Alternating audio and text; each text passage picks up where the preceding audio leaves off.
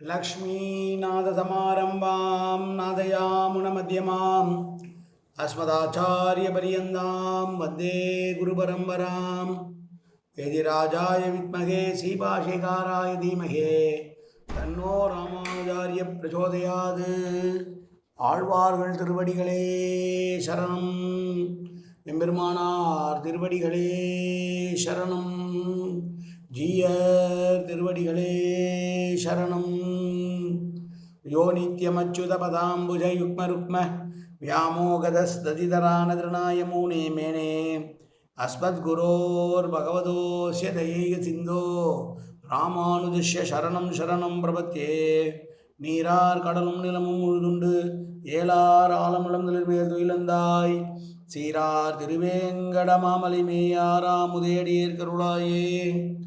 எல்லாம் அல்ல ஏழுமலையான் பெருங்கருணையால் 2024-25 அனாத்தியாயன காலத்தினுடைய 4வது நாள் பதிவேற்றம். பிள்ளை பெருமாளையங்கார் இயற்றிய அஷ்ட பிரபந்தங்களுள் ஒன்றான திருவேங்கடத்தந்தாதியினை அனுபவிக்கிறோம். கடந்த 3 நாட்களாக அறிமுக உரை, முதல் நாள் 2ஆம் நாள் சிறப்பு பாயிரம், 3வது நாள் காப்புச்செய்யுள். இன்றிலிருந்து தான் திருவேங்கடத்தந்தாதி துவங்க இருக்கிறது. முதல் பாசுரத்தை பார்க்க இருக்கிறோம். எப்போதுமே ஒரு புத்தகம் எழுதுகிற போதோ அல்லது பேச ஆரம்பிக்கிற போதோ பெரியவர்களுடைய பழக்கம் லக்ஷ்மி தேவியை குறிப்பிட்டு ஆரம்பிப்பார்கள்.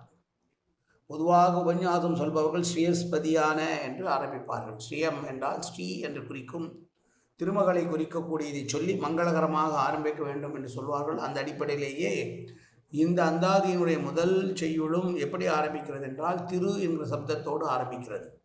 திருவேங்கடத்து நிலை பெற்று நின்றன, சிற்றன்னையால் தரும் வேங்கடத்து தரைமேல் நடந்தன, தாழ்பிறப்பின் உருவேங்கள் தத்துக்கு உள்ளத்தே இருந்தன, உற்று அழைக்க வருவேம் கடந்தும்பி அஞ்சேர் என்ன என்று ஓடின மால்கழலே. பாத வகுப்பு என்ற பிரபந்தத்துறையை சார்ந்தது இந்த பாசுரம்.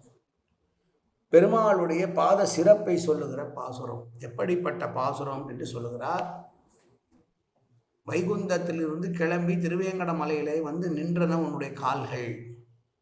இதே கால்கள் தான் முன்பு ராமாவதார காலத்திலே உன்னுடைய சிற்றன்னையான கைகேயினுடைய நிர்பந்தத்தால் தசரதன் உன்னை காட்டுக்கு அனுப்ப வேண்டும் என்று உத்தரவிட்டிருக்கிறான் என்று சொல்ல, பாலை மரங்கள் நிறைந்த காட்டுப்பகுதியிலே அதுவரையிலும் பாதமே படாத பஞ்சு போன்ற பாதத்தை உடைய உன்னுடைய பாதங்கள் கரடுமுரடான பாதங்களிலே நடக்கும்படி செய்தன. அந்த பாதங்கள் இங்கே திருவேங்கடமலையிலே நிற்கிறது.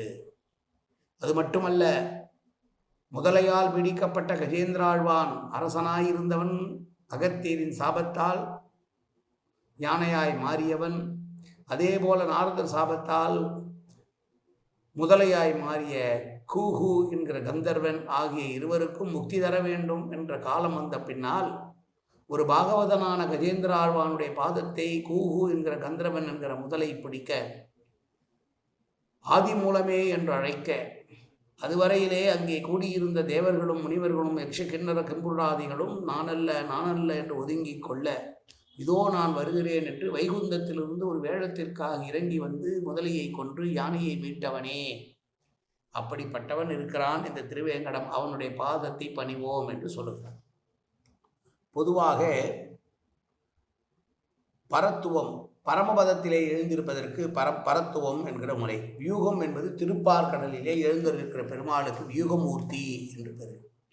விபவம் என்பது ராம கிருஷ்ணாதி அவதாரங்களை சொல்லக்கூடியது. அந்தரியாத்மியம் என்பது எள்ளுக்குள் எண்ணெய் போல வெளியிலே தெரியாமல் அடியாருடைய மனதிலே இயங்கக்கூடியது.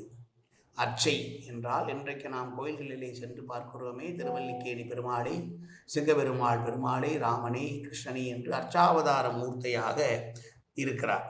சிற்றன்னையாலேயே திருவேங்கடத்து தலைமையில நடந்தன என்று சொல்வது பெருமாளுடைய செய்தியை ஒப்பிட்டு பேசுகிறார். விபவம் என்பது தாழ் பிறப்பின் உருவியங்கள் தத்துக்கு உள்ளத்தே இருந்தன என்று யானை தன்னுடைய உள்ளத்திலிருந்து அழைத்ததை உடனே வைகுந்தத்திலிருந்து உற்றழைக்க வருவேம் கடந்தும்பி அஞ்சேல் என்று பாகவதருடைய மனதிற்குள் இருந்த வார்த்தையினுடைய வெளிப்பாடினால் உடனே வந்த சௌலபியத்தோடு வந்த அந்த பெருமைமிக்க பாதம் நிற்கிற இடம் இந்த திருவேங்கடம். சௌலபியம் என்கிற வட சொல்லுக்கு அடியவர்க்கு எளியவனாதல் என்ற பொருள். இப்படி 4 நிலைகளிலிருந்தும் பெருமாள் தன்னுடைய நிலையிலிருந்து இறங்கி வந்து நமக்காக நின்ற இடம் திருவேங்கடம். நின்றான், இருந்தான், கிடந்தான், நடந்தான் என்று சொல்லுவார்கள் பெருமாளை. இதிலே நின்ற திருக்கோலத்திலே வேங்கடவனாக நமக்கு காட்சியளிக்கக்கூடிய பெருமாளை பற்றிய பாத வகுப்பு என்கிற பிரபந்த துறையிலே வந்த முதல் பாசுரம் இந்த பாசுரம். திருவேங்கடத்தந்தாதியுடைய முதல் பாசுரம். பாசுரத்தை மீண்டும் சேவிப்போம். திருவேங்கடத்து நிலை பெற்று நின்றன சிற்றன்னையால் தருவேங்கடத்து தரைமேல் நடந்தன தாழ்பிறப்பின் உருவேங்கள் தத்துக்கு உள்ளத்தே இருந்தன உற்று அழைக்க வருவேம் கடத்தும்பி அஞ்சேல் என்று ஓடின மால்கடலே. கஜேந்திராழ்வான் அழைத்தவுடனே தன்னுடைய ஆடைகள் மேலிருந்து விலகுவது கூட, மேலிருக்கும் வஸ்திரம் உதிர்வது கீழே விழுவது கூட தெரியாமல் ஓடி வந்து கருடாழ்வான் மீது ஏறி தாவி பாய்ந்து ஏறி அந்த நிலையிலே இன்றைக்கும் நாம் ஃபோட்டோக்களை பார்க்கலாம். அப்படி வருவார் கஜேந்திர ஆழ்வானுக்காக. அப்படிப்பட்ட அடியவர்க்கு எளியவனான பெருமாள் இருக்கிற திருவேங்கடத்தந்தாதியினுடைய முதல் செய்யுளை பார்த்தோம். நாளையிலிருந்து அடுத்தடுத்த பாசுரங்களை அனுபவிக்கலாம். காயேன வாச்சா மனசேந்திரியர்வா உத்யாப்தனாவா பிரகதேசுவாவாது கரோமி எத்தத் சகலம் பரஸ்மை ஸ்ரீமன் நாராயணாயேதி சமர்ப்பயாமி. உடலாலும் உள்ளத்தாலும் வாக்காலும் சகலவிதமான பாவங்களும் தோஷங்களும் நிறைந்ததாக உலகத்தினுடைய இருந்த போதிலும் அடியேன் செய்கிற நல்வினையோ தீவினையோ அத்தனையும் உன்னுடைய கமலமலர் பாதங்களில் சமர்ப்பிக்கிறேன் கண்ணா. காத்தொள்வாய் கண்ணா, ஏற்றுக்கொள்வாய் கண்ணா. எப்போதும் உன் திருநாமம் கண்ணா கண்ணா கண்ணா என்று நாவில் வருவதற்கு அருள்புரிவாய் கண்ணா. சர்வத்திர கோவிந்தநாம சங்கீர்த்தனம். கோவிந்தா கோவிந்தா கோவிந்தா கோவிந்தா கோவிந்தா கோவிந்தா கோவிந்தா கோவிந்தா